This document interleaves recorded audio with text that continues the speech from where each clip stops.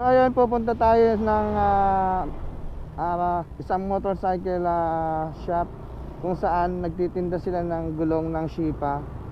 Ito yung Gary Motorcycle Parts and Accessories. So check natin yung yung shop nila. Alright, so makikita nyo yung yung mga gulong natin ng Shipa, no. Marami tayong pagpipilian dyan. Tara. Alright, located yan dito sa ito, Block 19 side Lambac 1 Floodway, Barangay San Juan, Taytay, Rizal. Alright, so yung shop nila ay malapit sa Coast Guard. Ayun, Gary Motorcycle Parts and Accessories. Ayan, so tara, lang tao. Ito yung mga gulong ng Shipa. Marami kayong pagpipilian. Ito 1890-17. Tapos ito meron pa dito, yan 80-80-17. Tapos ito yung nasa baba, yung mga pang NMAX natin, pang scooter. Yan yung size nya is 130-70-13. Meron pa dito mga pang tricycle. Alam ko pang tricycle to siya. Yan, yung ganito pang tricycle yan. Ito pa yung mga ibang other sizes, 180-14.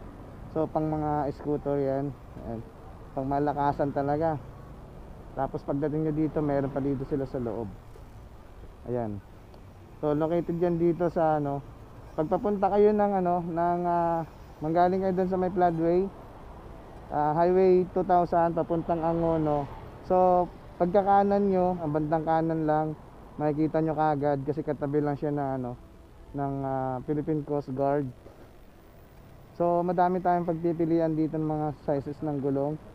Siyempre alam natin ang Shipa, durability, performance, and affordable siya, abot kaya. May nag-inquire nga sa akin, nagtaka siya, dalawa na daw, bakit mura pa.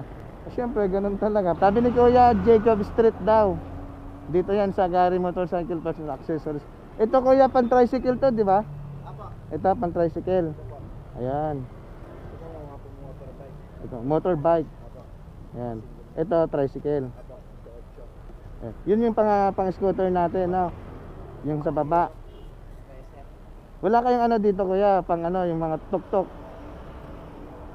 Wala pa kayong gulong na pang tuk-tuk pa. Hindi pa available sa inyo yung gulong ng pang tuk-tuk. Pero mga ka-Shipa, meron din tayong gulong na pang tuk-tuk. Available yan sa Shipa.